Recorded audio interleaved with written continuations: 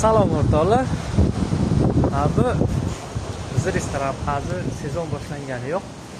Hozir ochishga tayyorgarlik qilishni boshlaymiz. Xudo xohlasa, hamma yoq ochilib tayyor bo'lgandan keyin ko'rasizlar.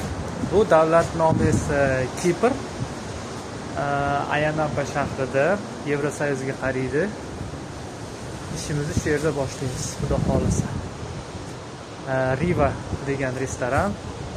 Agar kim bizni yurtdoshlarimiz O'zbekistondan yo shu O'rta Osiyodan aka-ukalarimiz bo'lsa, kelaverasizlar. Ham tomonda mana bizni plyaj ko'rib olsanglar bo'ladi. Bu plyajlar hali ancha yaxshi bo'ladi, ochiladi, chiroyli bo'ladi, xudo xohlasa. Mana bu yerda yangi palmalar ekilgan, olib kelib qilingan hammasi. Bu yerda ochiq restoran ichkarisi ko'rinib turadi, odamlar ishlayotgan. Ham tomonda esa basseyn. Zona, o'tiq zonalari bilan lejaklari hamma yo'q bo'ladi. Ham tomonda bizni villalarida yashaydigan shunaqa joy, kesinglar bo'ladi.